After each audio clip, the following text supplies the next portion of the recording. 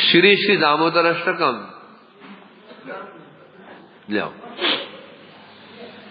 इसका हमारा पंचम जो श्लोक चल रहा है, इदंते मुखाम्भोजम अव्यक्ति नीले वृतम कुंतल स्निग्ध रक्तेश गोप्या मुहुचुमित बिंब रक्ताधरम में मनस्या विरास्ता अलम लक्ष्य लाभई।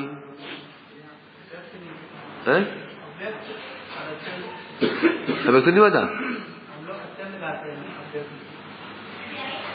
कहाँ पर है? हम लोग अत्यंत गाते हैं। कौन कौन गाता? अत्यंत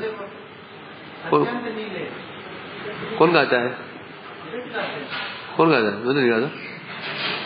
तू गाता होगा। यहाँ अत्यंत क्यों आएगा? अव्यक्त है अत्यंत। वैसा आप कहना चाहिए होगा। आपको सामान्य थोड़ी है। चैतन्य चरण तो चैतन्य करते सबको। ठीक है, अपने अपने भाव है, सब ठीक है, अपने भाव है। तो सत्यव्रत मुनि कहां से शुरुआत की थी? नमामि ईश्वरम, उनको प्रणाम किया, दाशरथ शुरू किया। होते होते होते होते लोभ बढ़ता ही चला गया। लोभ बढ़ते बढ़ते बढ़ते वात्सल्य से पहुंच गए। तो पिछले श्लोक में उन्होंने कहा था, मुझे केवल एक ही वरदान चाहिए, वो ये कि मेरे हृदय में आपका ये जो वपु है, बाल गोपाल स्वरूप जो वपु है, ये मेरे हृदय में स्फूर्त हो जाए। लोभ और बढ़ गया, लोभ और बढ़ गया। अब लोभ कहां पर आ गया? मुखमंडल पर आ गया।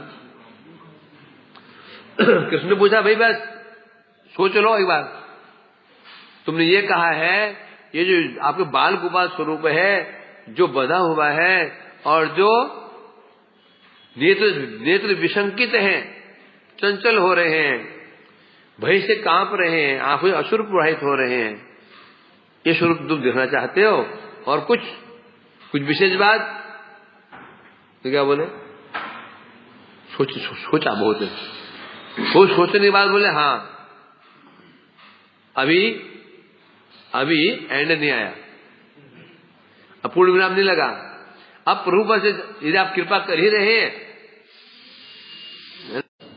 किसी ने मुझे कुछ मांगा, इधर पूछता हूं तो उसके उसमें बढ़ जाते, दे देंगे। उत्तर ही ना दो, तुम्हें बात है, मुझे 100 रुपये थे, मैं मुझे बैठा तो मतलब क्या है? नहीं क्यों चाहिए? पूछ लिया तो मिलने की भावना। तो तुमने कहा तुम्हें और कुछ चाहिए क्या? तुम्हें हिम्मत बढ़ गई। हाँ चाहिए ना, क्या चाहिए? इधर वो कमल है, अव्यक्त है। अव्यक्त मतलब बड़े बड़े ऋषि महर्षि इत्यादि भी ब्रह्मा शिव जिस मुख का दर्शन नहीं कर सकते, या बोले जाता नहीं कर सकता। न व्यक्त व्यक्ति अव्यक्त। अगर व्यक्त तो अगर किसी कहते हैं होते हैं, अव्यक्त जो व्यक्त है ही नहीं है, वास्तु अव्यक्त से कहते हैं व्यक्त तो है, परंतु पात्र विशेष के सामने ही व्यक्त होता है, अव्यक्त। बड़े बड़े ब्रह्मा शिव आदि भी उनके जो स्वरूप अव्यक्त है, क्या अव्यक्त है? मुख कमल का दर्शन चुंबन कैसा है? जो मुख कमल क्या नीले नीले या परम श्याम वर्ण के केतु से जो अलके हैं, जिन अंकों में हल्की लालिमा भी है, ऐसे केतु से जो आवृत का मुख कमल है, जो ऐसे प्रतीत होता है मानो नील कमल के ऊपर भौरे गुनगुन करते हुए मंडरा रहे। तो ऐसे मुख कमल का दर्शन है मेरे हृदय में, ऐसे मुख कमल स्फुरित हो जाए। और क्यों स्फुरित हो जाएगी और क्या विशेषता मुख कमल की? ये विशेषता है गोप्यास मोह चुंबितम, जिस मुख कमल का चुंबन गोपियां बार बार कर ये कामना है उनकी, ये कामना है। जिस मुख का चुंबन गोपियां बार बार करते, गोपियां कहने से यहां पर यशोदा मैया, यहां मधुर भाव में गोपियां चुंबन करती हैं और बिंब रखता धर्म। अब प्रश्न उठता है, अब जब यह चुंबित का शब्द, चुंबन शब्द का अर्थ है अधर से, तो ये जो वात्सल्य भाव नहीं है, क्योंकि मां बच्चे को चूमती है, वो होठ नहीं चूमती। माता जब चूमती है बच्चे का मस्तक चूमती है, चिबुक चूमती है, गाल चूमती है, और जो होठ चुमने वाला इसमें मां का अधिकार नहीं होता, ये मधुर भाव का चुम्बन होता है। तो यहां पर अधर की बात आ चुकी है। तो अर्थात वास्तव में बात तो वात्सल्य रस की कर रहे हैं, परंतु अंदर क्या छिपा हुआ है? क्या छिपा हुआ है? मधुर भाव की भक्ति। अब तो सीधे क्यों नहीं बोला?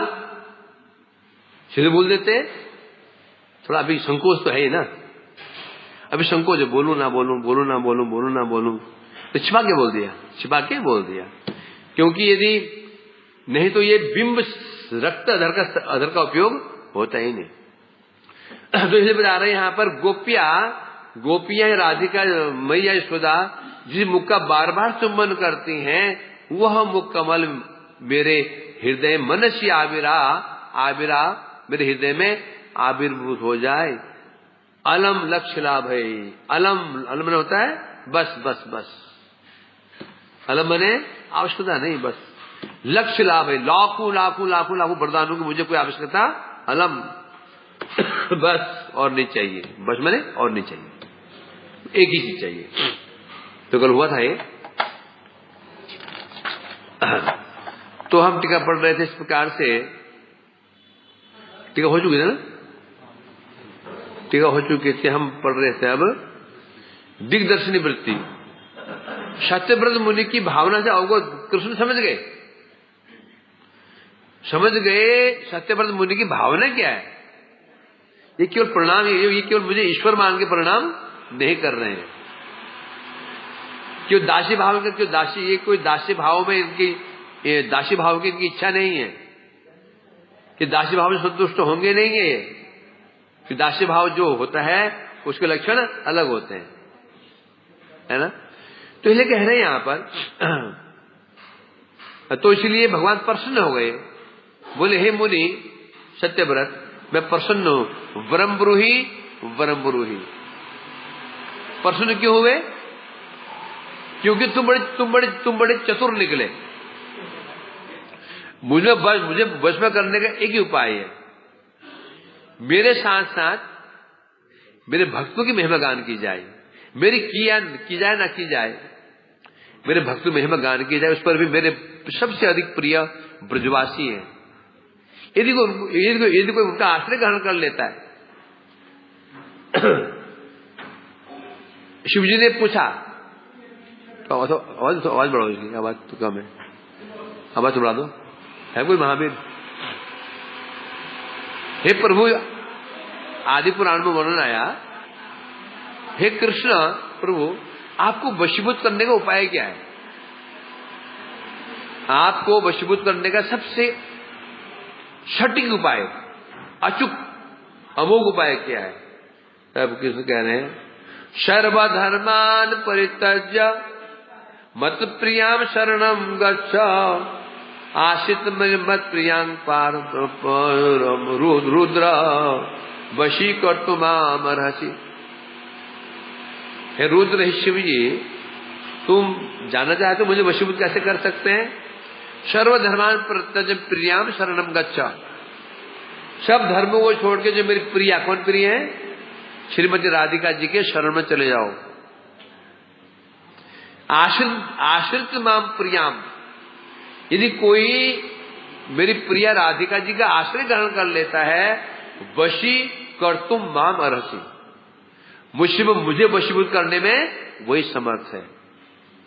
यदि ऐसा ना कर पाया तो मुझे वश में कर लेगा, पूर्ण रूप में नहीं कर पाएगा। जो मेरे कृष्ण का पूर्ण स्वरूप क्या है? वया कैशोरकम जयम है, वया कैशोरकम जयम, जो किशोर अवस्था ही है यही परम है।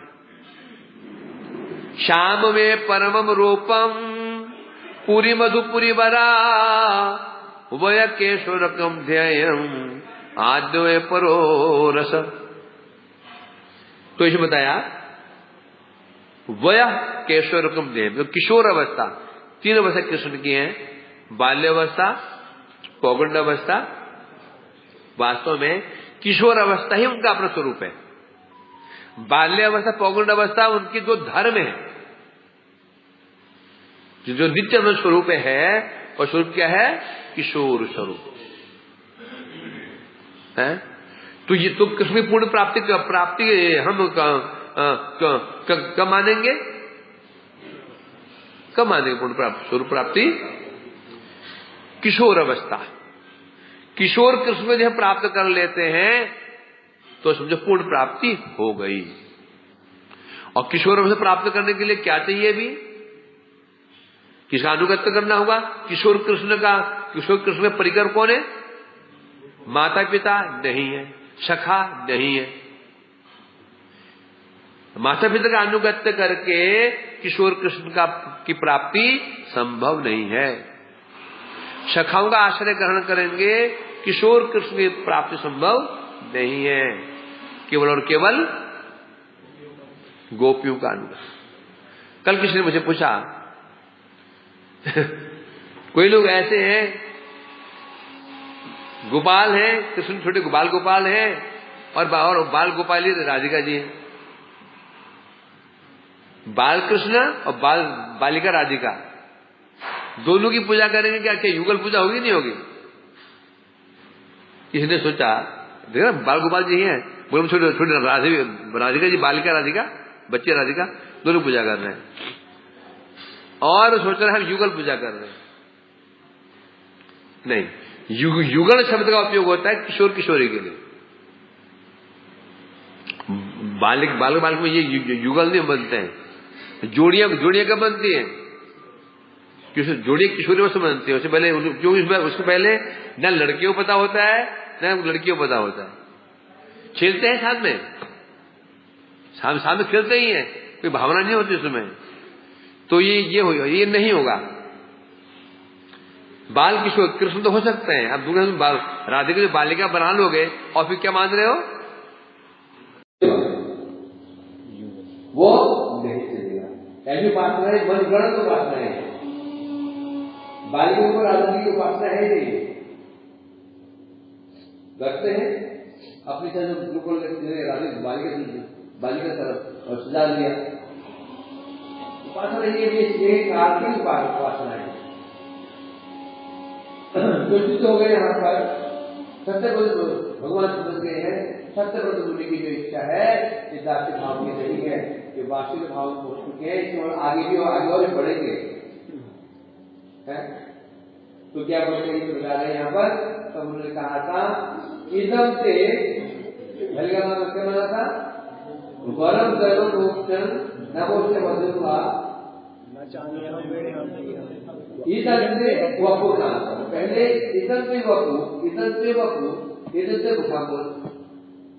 फिर क्या बोलता? इधर से वपु, इधम नहीं बने आपका वपुर शरीर। पहले से पूरे शरीर का साधक को, अब पूरा शरीर नख से लेकर के चोटी तक मेरे हृदय में आविर्भूत हो जाए। अब फिर आगे बढ़े। इदम से मुखा बोल, आपके स्वरूप में जो मुख कमल है, इदम अंगुली इशारा कर रही है, जो मुख कमल ना तो इशारा कर रही है मुख कमल में लेने में आविर्भूत हो जाए, स्फूर्त हो जाए, अर्थात वे कैसा मुकम्मल है? जिस जो मुकम्मल काले काले स्निग्ध लोहित आग,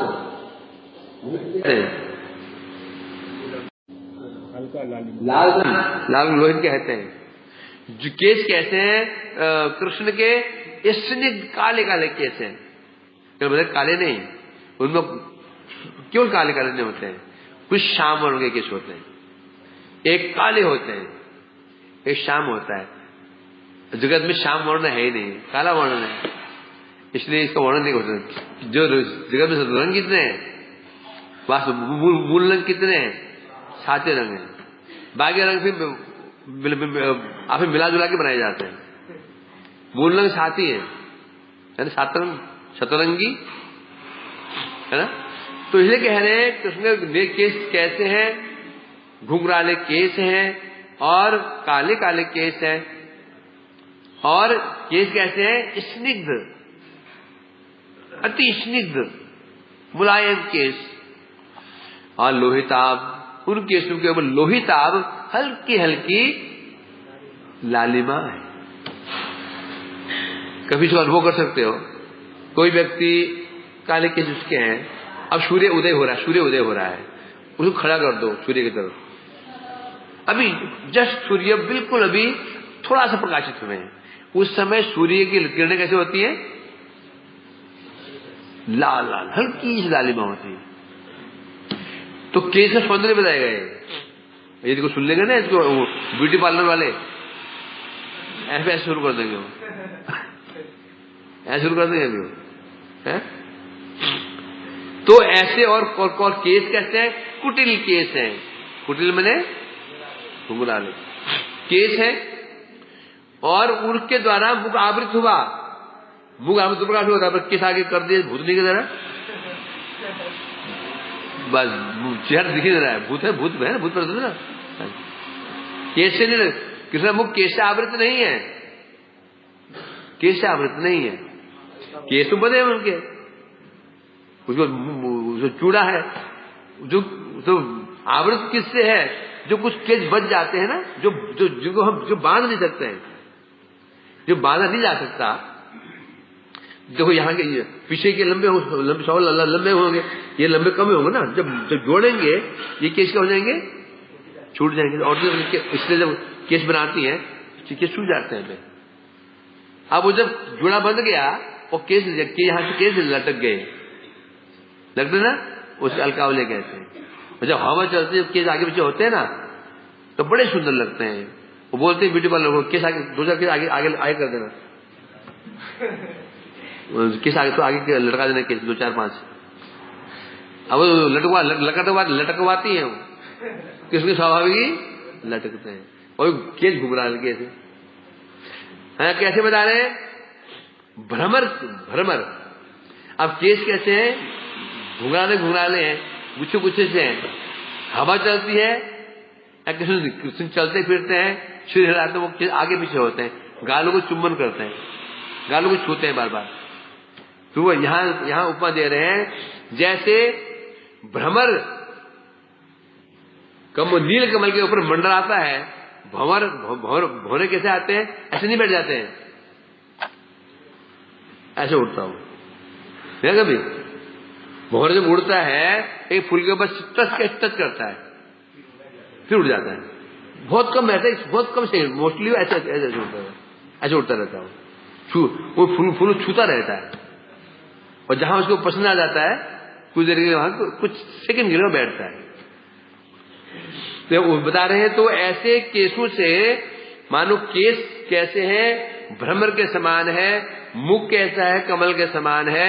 मानो नील कमल के ऊपर काले काले भौरे मंडरा रहे। और भौरे काले नहीं होते, ध्यान रखना, बर काली होती है, बर काली होती है, भौरे काले नहीं होते हैं। काले जरूर होते हैं, भौरों के पंख होते हैं, हल्की इसमें लालिमा रहती है। अब देखना कहां पे? मक्खी, मधुमक्खी, भौरा और मक्खी किसे कहा गया? जैसे हम लोग हैं ना साधक, श्रोता। श्रोता 4 प्रकार के होते हैं। एक मक्खी के समान होते हैं, एक मक्खी के समान होते हैं, एक भ्रमर के समान होते हैं। मक्खी क्या करती है? वो टट्टी में बैठ जाएगी और मधु में बैठ जाएगी। दूसरे जो साधक मायावादी का वर्णन हो रहा है वहीं बैठ जाएगा, मायावादी की व्याख्या चली वहीं बैठ जाएगा, कर्मी पाठ का वहां बैठ जाएगा, जहां मिल जाए उसको हो गया। वैष्णव पाठ कर रहा है वहां बैठ जाएगा, मायावती व्याख्या कर रहा है वहां बैठ जाएगा। उसको अच्छा लगता है, उसको कथाएं अच्छी लगती हैं, बस जहां मिल जाए। ऐसे कहते हैं ये गंदी मक्खी है। अशुद्धता कौन है? एक गंदी मक्खी के समान है। गंदी मक्खी कफ के ऊपर बैठ जाती है, विष्ठा में बैठ जाती है, और गुड़ पर बैठ जाती है, और मधु के ऊपर बैठ जाती है। जो साधक विचार नहीं करता वो कथा सुननी है। अब कौन बोल रहा है कौन नहीं बोल रहा है तो पता ही नहीं है, उसको केवल सुनना है, बस हो गया। ये जो श्रोता गंदी मक्खी के समान है, जो कि प्राय यहां मिलती रहती है, और गंदी मक्खियां ज्यादा मिलती है। ये मधुमक्खी है क्या? खोजो तो है। तो ऐसे श्रोता बहुत होते हैं, जहां तहां 20-20 हजार लोग बैठे हुए हैं, और श्रोता कौन है? गंदी मक्खी के समान। फिर होता है मधुमक्खी। ये मधुमक्खी केवल कहां बैठती है? पुष्प के ऊपर। पुष्प है ना, पुष्प पे बैठती है, के फूल के बैठती है, के फूलों पे। और यही मक्खी वहां से मधु बनाती है, बनाकर सबको बांटती है, सबको बांटती है। उसी प्रकार से उससे ऊपर कौन होता है? मधुमक्खी समान होता है वो साधक, जो सुनता है, आचरण करता है, अनुभव करता है, फिर उसका जगत में वितरण करता है, उसे वितरण करता है। फिर भौरा होता है। ये भौरा आस्वादन तो करता है तो देता नहीं किसी को, क्षय में खा जाता है। जो शहद मिलता है शहद भौरे से नहीं मिलता, शहद मिलता मधुमक्खी में। मधुमक्खी छोटी छोटी होती है, इतनी छोटी होती है। तो उस पर एक साधक होता है क्या होता है? चातक। मधुमक्खी क्या विशेषता है? वो गेंदे पर बैठ जाएगी, वो कमल पे बैठ जाएगी, वो सरसों पे बैठ जाएगी, और गुलाब पे बैठ, सबका ले लेगी वो। चातक जो होता है उससे ऊपर होता है। चातक केवल स्वाति नक्षत्र का जल ही पिएगा, मर जाएगा। वर्षा का पानी नहीं पिएगा, वो नदी का पानी भी नहीं पिएगा, तालाब का पानी नहीं पिएगा, स्वाति नक्षत्र का जल ही पान करेगा। वो ये साधक होता है, उत्तम साधक होता है। बस अपने भाव का स्वरूप ही कथाओं को सुनेगा, उत्तम साधक होते हैं श्रोता। हम किस में से हैं? हम कौन से हमारे गंदी मक्खी में है या मधुमक्खी में है?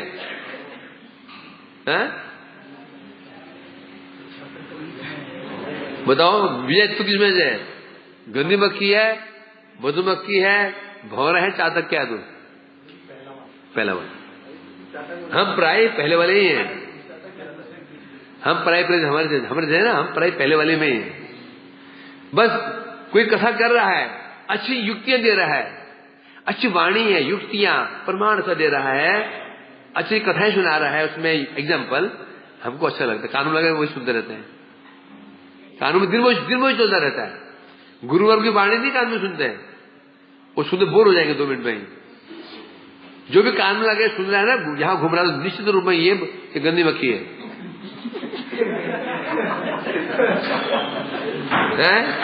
ये वक्ता वो वक्ता, वो वक्ता वो वक्ता, क्योंकि उनकी वाणी में मोहक होते हैं ना।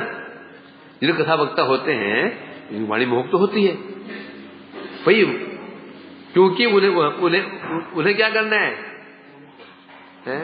क्योंकि उन्होंने दुकान खोल रखी है, ये कमाने की दुकान खोल रखी है, तो तो भाई वाणी तो अच्छी होगी ना। हमें दुकान चाहिए नहीं, हमें क्या है, ढकेली भी नहीं है, लेना है तो आ जाओ, नहीं तो बताओ।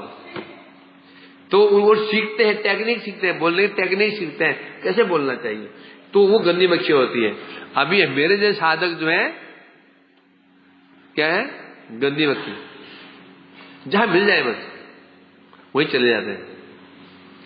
तो इसमें यहां कह रहे हैं, तो कृष्ण का जो मुख कमल की तरह किसी की गई है, भ्रमर की गई, भ्रमर भौरा है? अब यहां कह रहे हैं, उस मुख कमल को यशोदा मैया या गोपियां बार बार चुंबन करती हैं, इससे सूचित होता है कि सत्यव्रत मुनि की लालसा बढ़ती ही जा रही है। मेरी दृष्टि कहां थी, जो प्रणाम करते प्रणाम बोल दिया, एक भाव है, जब प्रणाम बोल दृष्टि कहां जाते उनके ऊपर, तो प्रणाम बोला प्रणाम करते दृष्टि चढ़ू हो, हमारा दरबार प्रणाम यह दंडवाद, यह दंड, ये दंड खड़े ऊंट की तरह, खड़े ऊंट की तरह खड़े से लगवाती,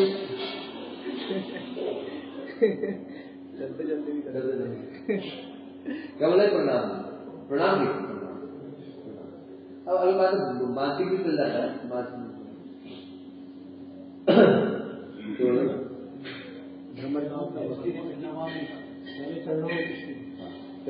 क्योंकि दृष्टि पहले चरणों में जुड़गी भगवान के होते होते फिर स्वरूप में आगे हो, तो कहाँ चलेंगे, ये मुख को चलेंगे, मुख को देख रहे हैं, नहीं पड़ते क्या, तो आराम से जा रहा है तो तुरंत देखो उसको डर लगेगा, मुख को देखो उसका अच्छा जरूर देखा, मुख को देख रहा है, मुख को देखने, मुख को देखने क्या चाहिए, इसलिए बता रहे हैं यहाँ पर। तो इस प्रकार से सत्यव्रत मुनि जी की लालसा बढ़ती ही चली जा रही है। पहले श्लोक में क्या आंखों से दर्शन करना चाहते थे, पहले केवल आंखों से दर्शन आए ना, मनुष्याभिरास्तान क्या था,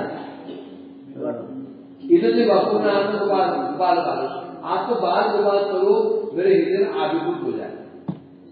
इसमें सीधे ढंग से बोल गए, मतलब बोल गए, पहले केवल दर्शन करना चाहते थे, केवल दर्शन करना चाहते थे, मेरे हृदय में आपको दर्शन आ जाए, दर्शन करूं, इसमें और बढ़ गया।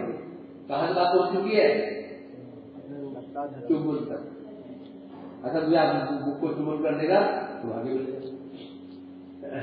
यहाँ ये कहा उन्होंने आए क्वेश्चन मार्क लगा रहे हैं, क्या ऐसी जो ऐसी दुर्लभ आता है क्या पूर्ण होगी, है ना, क्योंकि यहाँ श्लोक को क्या है, अर्थात जो मेरी इच्छा है क्या संभव है, क्या क्वेश्चन लगाया था, क्या मेरी इच्छा पूरी हो सकती है, यहाँ बता रहे हैं। अर्थात भजन के प्रभाव से प्रारंभ साधक भजन करता है, जब भजन शुरू कर देता है गुरु वैष्णव अनुगत्य में, उसके हृदय में कृष्ण सेवा की वृत्ति आ जाती है। अब जब सेवा करते हैं वृत्ति पूर्वक, ये बहुत महत्वपूर्ण बात है, जब सेवा करते वृत्ति पूर्वक धीरे धीरे अनर्थ नाश होंगे, फिर होते होते निष्ठा आ जाएगी, निष्ठा प्रगाढ़ में रुचि बन जाएगी, रुचि प्रगाढ़ होकर के आसक्ति, आसक्ति के पश्चात भाव, परंतु वह कैसे,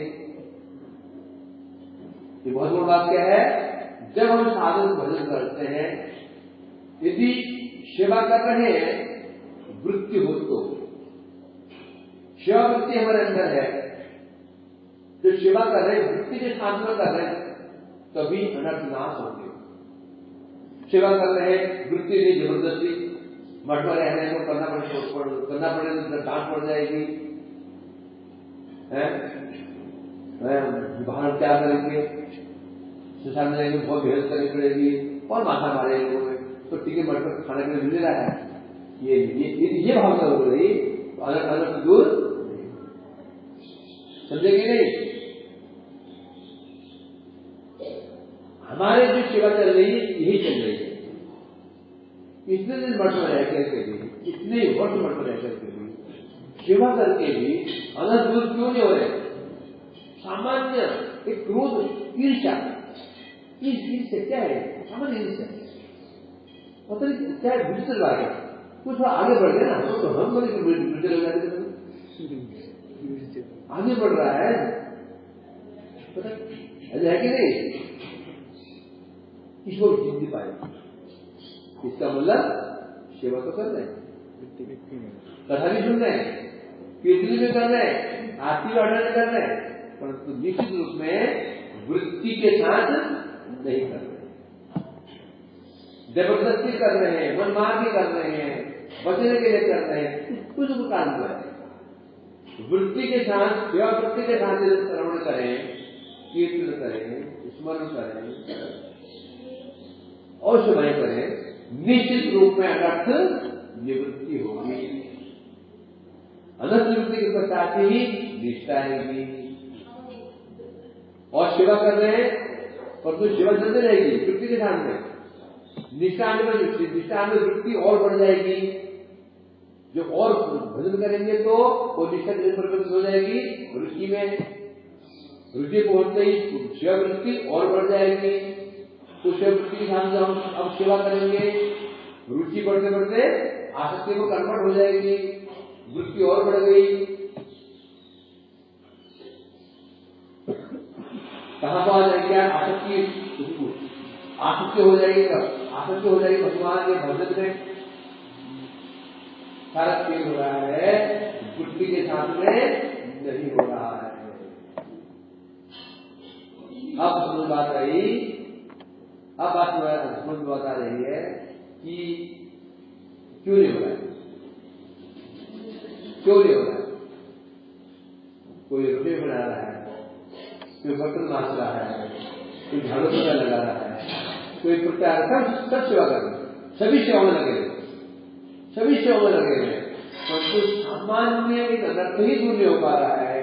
काम क्रोध लोभ मोह मद मात्सर्य एक दूर नहीं हो पा रहा है, तो सिद्ध हो जाता है जो हम सेवा कर रहे हैं वृत्ति के साथ नहीं कर रहे, इसलिए अनर्थ नाश नहीं हो पा रहे, वही अटके में, वही अटके में। इतने साल भजन करने के पश्चात भी राग द्वेष ईर्ष्या दूर नहीं हो पा रही हमारी, समझे कि नहीं? इसलिए अपने को हमें देखना पड़ेगा, भाई ये तो क्या हुआ, उधर कहीं घर चले जाए, कभी एक तो रहेंगे ना, धुबे पुटाना घर का रहा घाट का, वहां संसार छोड़ करके आ गए, साधारण पद्धति छोड़ दी, और धर्म का संसार का और प्रत्याग कर दिया, बढ़वा के भजन भी नहीं किया, घर के ना। इसलिए वास्तव में बड़ बात करना चाहते हैं, चाहते आपको कल्याण हो तो ये सबको हमको ये इसे फॉलो करना पड़ेगा। अब सिद्धांत यहाँ पर यह है, जिसका जो स्वरूप अनुबंधी भाव, सबका एक स्वरूप अनुबंधी भाव है, स्वरूप के साथ भाव, किसी का दास्य भाव है, किसी का सत्य भाव है, किसी का वास्तव्य भाव है, मधुर भाव। कौन सा भाव? स्वरूप का भाव। तो स्वरूप हमारा स्वरूप है स्वरूपगत भाव। ये स्वरूपगत भाव दास्य है, किसी का सत्य है, किसी का वास्तविक है, मधुर स्वरूपगत भाव। तो जिसका जो स्वरूपगत भाव है वो भक्त वहीं पर वहां जाकर के क्या हो जाएगा, स्थित हो जाएगा, बस उसको वही संतुष्टि हो जाएगी, अल्लाह मालूम वही संतुष्टि हो जाएगी, उससे आगे कोई प्रार्थना करेगा ही नहीं, उसे आगे कोई प्रार्थना नहीं करेगा, फिर वो वही बढ़ जाएगा। उसको भाव यदि सच्चे भाव है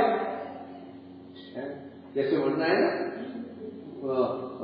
भागवत ग्रंथ में, गोप कुमार यात्रा शुरू कहां से हुई थी? बढ़ते बढ़ते बढ़ते बढ़ते कहां से पहुंच गए थे वो? अयोध्या भी गए, मुक्ति लोग गए, अच्छा नहीं लगा उनको। उसके बाद पूरे परिवर गए, स्वर्ग लोग गए, जन लोग गए, महालोक गए, सफल लोग गए, सत्य लोग गए, कहीं को अच्छा लगा ही नहीं। क्यों नहीं लगा? उनका दुर्बल भाव क्या था? सत्य भाव, सत्य भाव। वैकुंठ में गए, नारायण के दर्शन भी हुए, पहले खुश हो गए, हाँ जी मेरा आराध्य ऐसा ही है, ठीक दिख देना चाहिए, बस किसी 4 हो जाएंगे, 2 हो जाएंगे, ये बड़ा गंभीर है और चंचल है, कुछ तो कुछ तुझे अब यहाँ से जाओगे, अब मुझे यहाँ से जाना ही नहीं है, यही रख के दर्शन करूंगा। स्वरूप गया था और वहां धातुदास से मन खराब हो गया। नारायण ने कहा आगे भेजो, यहाँ का नहीं। अयोध्या पहुंचे तो यहाँ ही पीते, यहाँ के लोग हुए, हंसते भी है, बोलते भी है, बाल बच्चे लोग के साथ में है, परिवार साथ में है, ये पीते उसे पूछते और तुम्हारे अंदर कुछ मन खराब हो गया। राम जी का नहीं, हनुमान इसको अयोध्या बॉर्डर छोड़े, अयोध्या बॉर्डर छोड़े आपको आगे चले जाए, वहां से द्वारका पहुंचे, हाँ जी बिल्कुल बिल्कुल है, ऐसी नहीं है, मेरे हालात ऐसे ही लोग वहां रहे, तो ये भी ना हंसते मुस्कुराते नहीं, खेल कूद नहीं करते हैं, कीड़ा नहीं करते हैं, सब अजीब है, मन रहा। तो देखो तो आगे छोड़ो, अब बदल हो गए। वो जहां उसका दर्शन किया तो आने के बाद होकर के मूर्छित हो गए, कुछ कह सका मैं तुम्हें कब से प्रतीक्षा कर रहा था, तुमको लेने के लिए मैं स्वयं आया था, तो मजबूरी मैंने किया था, आत्मा आने बहुत देर कर वहां यहाँ पर।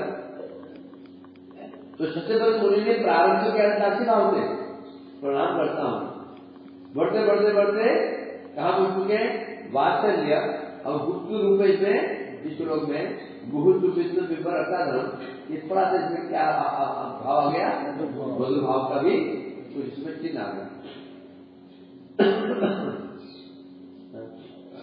तो इस प्रकार से बता रहे हैं सत्यव्रत मुनि की लालसा बढ़ती चली जा रही है, उसी प्रकार से साधक जब विधि पूर्वक साधन करता है तो उसका अधिकार बढ़ता ही चला जाता है। पहले श्रद्धा, साधु संग, भजन क्रिया, अनर्थ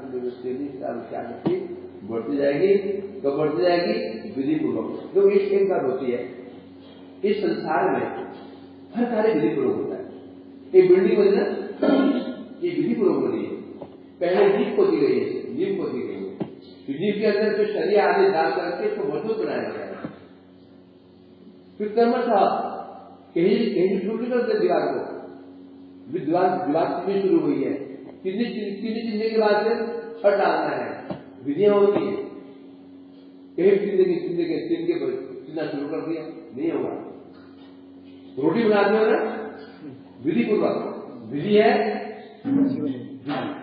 आटा कितना गीला होना चाहिए कि सख्त होना चाहिए, गीला कितना होना चाहिए और कितना बनना है उसको, विधि पता है। रोटियां बढ़िया बन जाएंगी। आटा मलने की विधि क्या है? आटा मलने क्या विधि है? जब तक हाथ में आटा चिपक रहा है आटा मला नहीं गया, ऐसे दबाया हाथ साफ बिल्कुल आटा मल गया। जो हाथ दबाओ छोड़ दो, हाथ में चिपक रहा है, आटा मला नहीं गया। आटा में तो गेहूं के दाने ऐसे भिन्न होता है, और गेहूं छोड़ देगा तो समझो ये आटा मलेगा। ये विधि को तो रोटी बिल्कुल नरम मैं आगे नहीं बनाएगा बुरी कैसे चलेगी। सब्जी बनाते हो, चावल बनाते हो, हर चीज में बुद्धि चाहिए। यदि अब बुद्धि का ज्ञान है तो काम होगा। उसी प्रकार से कितना बड़ा हमसे बड़ा काम कर, क्या करना है? दुष्ट को वश में करना है, दुष्ट को वश में करना है। कैसे वश में करना है? कैसे वश में करना है? जैसे रावण की दांतें वश में कर लेती है, इतना ऊपर। तो उस पर कार्य करने के लिए क्या उसके बुद्धि जरूरी है? ऐसा हो जाएगा ये विधि है। शिवावृत्ति के साथ श्रवण कीर्तन स्मरण करेंगे, वृत्ति के साथ में तो अधिकार बढ़ता चला जाएगा। हो तो बाकी आप सब जानते ही, बाकी आप सब लोग जानते ही। अरे जानते हैं सामने हो गया, जानते तो है, जानते तो है, मानते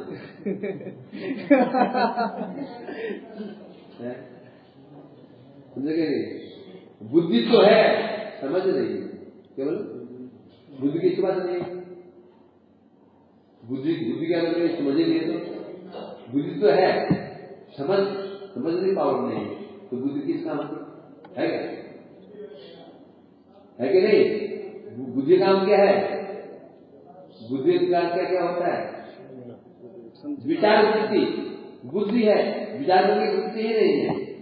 आंख है, देखने की वृत्ति नहीं है, कान है, सुनने की वृत्ति नहीं है। बुद्धि बहुत दूर है, विचार की वृत्ति नहीं है। जिन्होंने जो कह दिया आपको मानना शुरू कर। तो बुद्धि भी है, तो इंद्रिय भी ठीक है, कान भी तेज है, आंख भी तेज है, तो वृत्ति नहीं। तो कैसे काम हो जाएगा? वृत्ति के साथ हर कार्य वृत्ति के साथ होना पड़ेगा भाई। इसलिए कह रहे हैं यहाँ पर है, यहाँ संत बात एक आपको बता रहे हैं कि उसके अधरोष तो इतने सुंदर है, कि अधर और ओठ और इतने सुंदर है कि उनका दर्शन पा करके ही दर्शन करने वाले व्यक्ति के मन में अधर पान करने की लालसा, विषय एक प्रभाव होता है। विषय का दर्शन करते ही क्या स्वाभाविक हो जाता है, समझे कि नहीं? विषय ऐसी वस्तु है, देखने मात्र से अपना प्रभाव है कि नहीं? झूठे मिठाई रखी हुई देख के मुंह में जो पसंद है, किसी को मिठाई पसंद है, किसी को और पसंद है, जो चीज हम दिख जाए जीत के मुंह में वो पानी आए खाएंगे नहीं। कोई विषय का एक बड़ा प्रभाव होगा, देखते ही काम होगा। जैसे ही हमारे इंद्रियों का, नेत्रों का संबंध, जिसका मैं क्या बोला गया, बोला गया ना, मात्रा स्पर्शास्तु कौन्तेय शिष्टोष्ण सुख दुखदा आगम पायन और नित्यान बात। मात्रा स्पर्श है, मात्रा मैंने विषय, हमारा जो विषय वस्तु है, जब उनका मन से इंद्रिय संयोग हो जाता है, संयोग होते ही प्रभाव पड़ जाता है। जैसे दूर रखा हुआ है, दूर कोई चीज खाने की चीज रखी हुई है, किसी पड़ते ही वो सामने कोई व्यक्ति है ना, अचार बांट रहा था, अचार खाया नहीं है, अचार को देखा, अचार देख के उनको जाता है, अचार देखा नहीं, क्योंकि अचार का नाम बोलो, जहां अचार का नाम लिया वो खा लिया। तो जो विषय के लिए प्रबल है, कितना प्रबल है, तो जब जड़ विषय प्रबल है, जड़ विषय तो स्थिति विषय जो है, भगवान का नाम, रूप, गुण, लीलाएं, उनका सौंदर्य, उनका माधुर्य कैसे होगा? तो यहाँ पर मार लगा रहे संत बाजी, जो कृष्ण के एक बार अधर का दर्शन कर लेगा, इसे कौन होगा जिसको चुंबन करने की इच्छा नहीं होगी? इसे कहते हैं यहाँ पर टीका में कह रहे हैं। इससे ज्वलंत उदाहरण क्या है? भागवत में 10वें स्कंद 47वां अध्याय 13 श्लोक गोपियां कह रही अधर सुदाम का मोहिनी पाई उद्धव संदेश। जब उद्धव ब्रज में जाते हैं, कृष्ण बोलते हैं गच्छ उद्धव ब्रज में जाओ, वहां मेरी गोपियां बहुत दृढ़ व्याकुल है, उनको मैं संदेश सुना दे, उनके मन को शांत करो। गए जी क्या शांत करेंगे? इनका मन ही शायद चंचल हो गया। गए तो उनको शांत करने के लिए गुरु भय बैठ गया।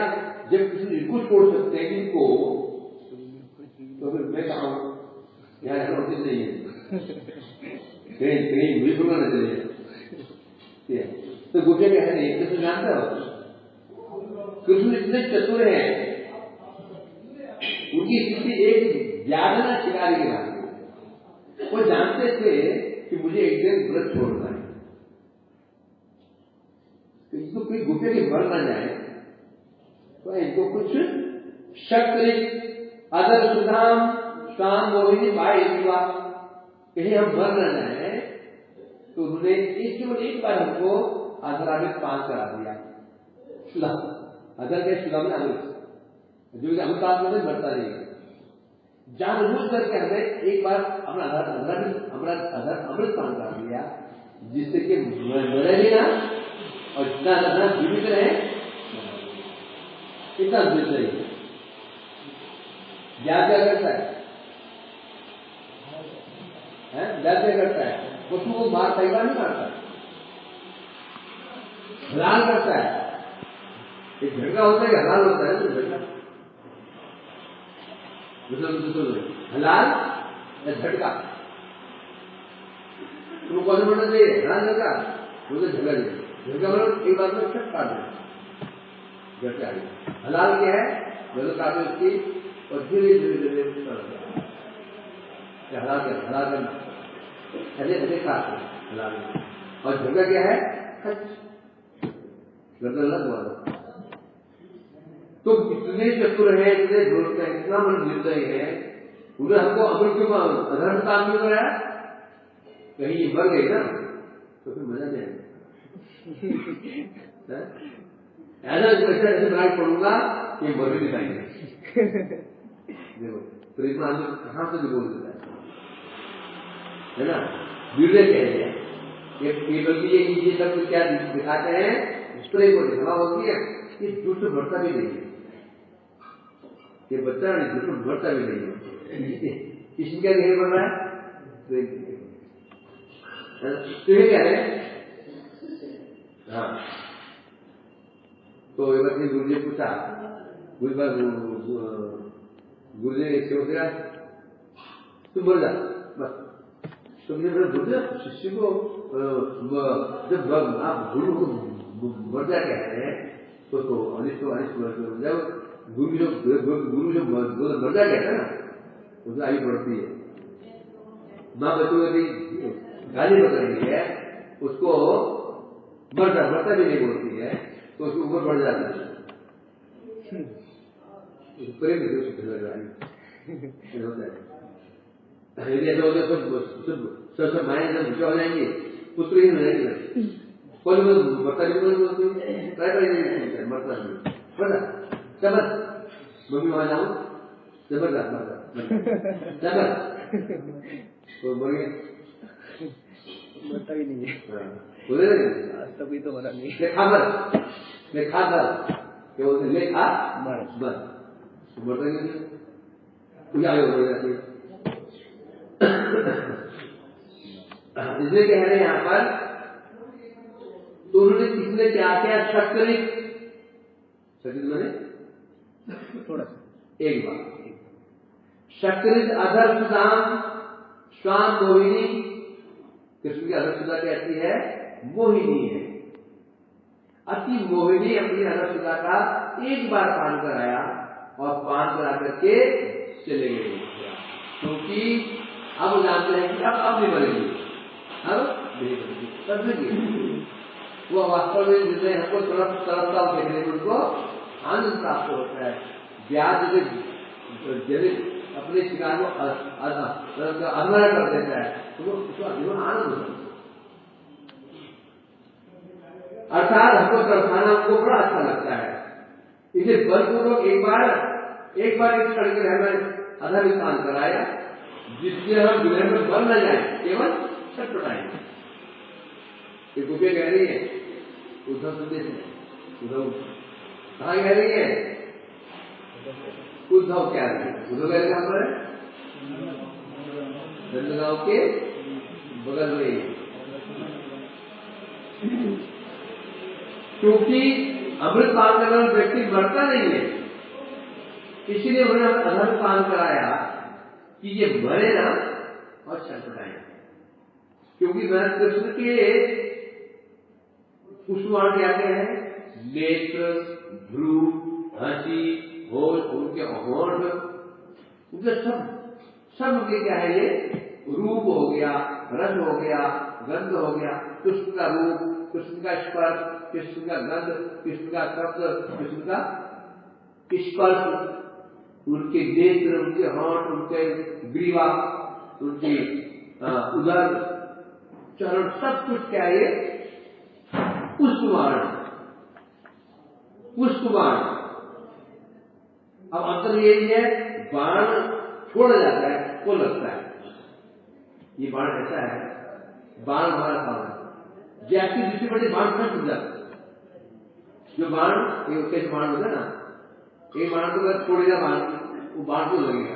ये बाण जैसे ही बाण दृष्टि पड़ी, दृष्टि पड़ते ही वो बाण वहां तक फट जाता है। देखो बाहर बल हो रहा, बल भाई बल, बल हो रहा, जैसे वहां जाओगे ना उस एरिया में बोलो हम चल जाता है कि नहीं? कहाँ है? दरवाजे के डॉक्टर रूम के हाँ, वो देखा जैसे वहां घुसे ऑन नहीं किया, जाते ही बंद जल गया, एरिया बार के लोग। तो कृष्ण बाण एक बार जिन्हें कृष्ण के अनुभव को दर्शन कर लिया, नेतृत्व दर्शन कर लिया, बाण वहां अपना छूट गया, सीधा कहां लगा? देखने वाले हृदय में, और लगता नहीं है, वो वापस वो हृदय को ले जाता है। दोनों बाण लगता है, अंदर जाता है। ऐसा बाण है हृदय में लगता है, हृदय को लेके वापस चला जाता है। जैसे अबो बाण तो बड़ी बाण होते थे, बाण छोड़ते थे, एक बाण लक्ष्य को भेद करके वापस आ जाएगा। अर्जुन के पास ऐसे बाण थे, बाण छोड़ दिया, अपना लक्ष्य भेज दिया, वापस आगे के आ जाता, टूटी में आ जाता।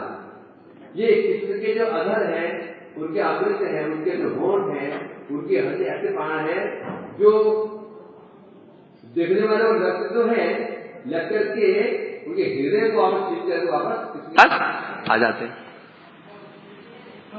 जो एक बार कृष्ण अंगों दर्शन कर लेता है और सदा के लिए फिर घायल हो जाता है, जब वो फिर क्या सदा के लिए घायल हो जाता है। रागानुगा भक्ति, रागानुगा या रूपानुग भक्त इन भावों को साधन काल में स्मरण का देह की शुद्ध भूल जाता है। कौन? रागानुगा या रूपानुग भक्त। रागानुगा और रूपानुग भक्त जो होता है, इन भावों को साधन काल में भावों को स्मरण करके देह की शुद्ध बुद्ध भूल जाता है। कौन? मैं रागानुग बोला, रूपानुग, क्योंकि रागानुग कहने से भी कुछ कमी रह जाएगी। रागानुग शक्ति भाव, रागानुगा भक्ति शक्ति भाव की भक्ति कौन सी है? रागानुगा। वास्तविक भक्ति कौन सी है? रागानुगा, है ना?